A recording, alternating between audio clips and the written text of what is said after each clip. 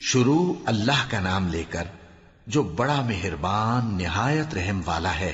سب تعریف اللہ ہی کو ہے جس نے اپنے محبوب بندے محمد صلی اللہ علیہ وآلہ وسلم پر یہ کتاب نازل کی اور اس میں کسی طرح کی کجی اور پیچیدگی نہ رکھی، بلکہ سیدھی اور سلیس اتاری تاکہ لوگوں کو عذاب سخت سے جو اس کی طرف سے آنے والا ہے ڈرائے، اور مومنوں کو جو نیک عمل کرتے ہیں خوشخبری سنائے کہ ان کے لیے ان کے کاموں کا نیک بدلہ یعنی بہشت ہے جس میں وہ ہمیشہ رہیں گے، اور ان لوگوں کو بھی ڈرائے جو کہتے ہیں کہ اللہ نے کسی کو بیٹا بنا لیا ہے۔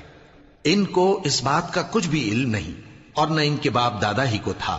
یہ بڑی سخت بات ہے جو ان کے منہ سے نکلتی ہے، اور کچھ شک نہیں کہ یہ جو کچھ کہتے ہیں محض جھوٹ ہے۔ اے پیغمبر، اگر یہ اس کلام پر ایمان نہ لائیں تو شاید تم ان کے پیچھے رنج کر کر کے اپنے تئیں ہلاک کر دو گے۔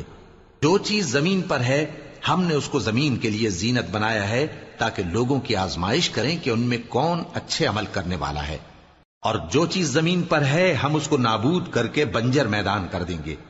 کیا تم خیال کرتے ہو کہ غار اور لوح والے ہماری نشانیوں میں سے عجیب تھے؟ جب وہ نوجوان غار میں جا رہے تو کہنے لگے کہ اے ہمارے پروردگار، ہم پر اپنے ہاں سے رحمت نازل فرما اور ہمارے کام میں درستی کے سامان مہیا کر۔ تو ہم نے غار میں کئی سال تک ان کے کانوں پر نیند کا پردہ ڈالے رکھا، یعنی ان کو سلائے رکھا، پھر ان کو جگا اٹھایا تاکہ معلوم کریں کہ جتنی مدت وہ غار میں رہے دونوں جماعتوں میں سے اس کی مقدار کس کو خوب یاد ہے۔ ہم ان کے حالات تم سے صحیح صحیح بیان کرتے ہیں۔ وہ کئی نوجوان تھے جو اپنے پروردگار پر ایمان لائے تھے، اور ہم نے ان کو اور زیادہ ہدایت دی تھی، اور ان کے دلوں کو مربوط یعنی مضبوط کر دیا۔ جب وہ اٹھ کھڑے ہوئے تو کہنے لگے کہ ہمارا پروردگار آسمانوں اور زمین کا مالک ہے، ہم اس کے سوا کسی کو معبود سمجھ کر نہ پکاریں گے۔ اگر ایسا کیا تو اس وقت ہم نے بے عقلی کی بات کی۔ ان ہماری قوم کے لوگوں نے اس کے سوا اور معبود بنا رکھے ہیں، بھلا یہ ان کے معبود ہونے پر کوئی کھلی دلیل کیوں نہیں لاتے؟ تو اس سے زیادہ کون ظالم ہے جو اللہ پر جھوٹ باندھے؟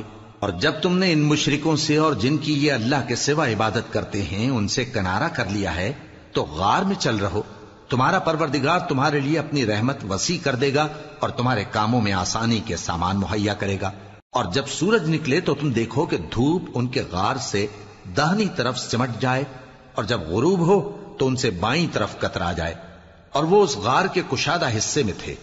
یہ اللہ کی نشانیوں میں سے ہیں، جس کو اللہ ہدایت دے وہ ہدایت یاب ہے، اور جس کو گمراہ رہنے دے تو تم اس کے لیے کوئی دوست راہ بتانے والا نہ پاؤ گے۔ اور تم ان کے متعلق خیال کرو کہ وہ جاگ رہے ہیں حالانکہ وہ سوتے ہیں، اور ہم ان کو دائیں اور بائیں کروٹ بدلاتے تھے، اور ان کا کتا چوکھٹ پر دونوں ہاتھ پھیلائے ہوئے تھا۔ اگر تم ان کو جھانک کر دیکھتے تو پیٹ پھیر کر بھاگ جاتے اور ان سے دہشت میں آ جاتے۔ اور اسی طرح ہم نے ان کو اٹھایا تاکہ آپس میں ایک دوسرے سے دریافت کریں۔ ایک کہنے والے نے کہا کہ تم یہاں کتنی مدت رہے؟ انہوں نے کہا کہ 1 دن یا اس سے بھی کم۔ انہوں نے کہا کہ جتنی مدت تم رہے ہو تمہارا پروردگار ہی اس کو خوب جانتا ہے، تو اپنے میں سے کسی کو یہ روپیہ دے کر شہر بھیجو، وہ دیکھے کہ نفیس کھانا کون سا ہے تو اس میں سے کھانا لے آئے، اور احتیاط سے آئے جائے اور تمہارا حال کسی کو نہ بتائے۔ اگر وہ تم پر دسترس پا لیں گے تو تمہیں سنسار کر دیں گے یا پھر اپنے مذہب میں داخل کر لیں گے، اور اس وقت تم کبھی فلاح نہیں پاؤ گے۔ اور اسی طرح ہم نے لوگوں کو ان کے حال سے خبردار کر دیا تاکہ وہ جانیں کہ اللہ کا وعدہ سچا ہے، اور یہ کہ قیامت جس کا وعدہ کیا جاتا ہے اس میں کچھ شک نہیں۔ اس وقت لوگ ان کے بارے میں باہم جھگڑنے لگے اور کہنے لگے کہ ان کے غار پر عمارت بنا دو۔ ان کا پروردگار ان کے حال سے خوب واقف ہے۔ جو لوگ ان کے معاملے میں غلبہ رکھتے تھے وہ کہنے لگے کہ ہم ان کے غار پر مسجد بنائیں گے۔ بعض لوگ اٹکل پچو کہیں گے کہ وہ 3 تھے اور چوتھا ان کا کتا تھا، اور بعض کہیں گے کہ وہ 5 تھے اور چھٹا ان کا کتا تھا، اور بعض کہیں گے کہ وہ 7 تھے اور 8واں ان کا کتا تھا۔ کہہ دو کہ میرا پروردگار ہی ان کے شمار سے خوب واقف ہے، ان کو جانتے بھی ہیں تو تھوڑے ہی لوگ جانتے ہیں۔ تو تم ان کے معاملے میں بحث نہ کرنا مگر سرسری سی بحث، اور نہ ان کے بارے میں ان میں سے کسی سے کچھ دریافت ہی کرنا، اور کسی کام کی نسبت نہ کہنا کہ میں اسے کل کر دوں گا، مگر انشاءاللہ کہہ کر یعنی اگر اللہ چاہے تو کر دوں گا، اور جب اللہ کا نام لینا بھول جاؤ تو یاد آنے پر لے لو۔ اور کہہ دو کہ امید ہے کہ میرا پروردگار مجھے اس سے بھی زیادہ ہدایت کی باتیں بتائے۔ اور اصحاب کہف اپنے غار میں 9 اوپر 300 سال رہے۔ کہہ دو کہ جتنی مدت وہ رہے اسے اللہ ہی خوب جانتا ہے، اسی کو آسمانوں اور زمین کی پوشیدہ باتیں معلوم ہیں، وہ کیا خوب دیکھنے والا اور کیا خوب سننے والا ہے۔ اس کے سوا ان کا کوئی کارساز نہیں، اور نہ وہ اپنے حکم میں کسی کو شریک کرتا ہے۔ اور اپنے پروردگار کی کتاب کو جو تمہارے پاس بھیجی جاتی ہے پڑھتے رہا کرو، اس کی باتوں کو کوئی بدلنے والا نہیں، اور اس کے سوا تم کہیں پناہ بھی نہیں پاؤ گے۔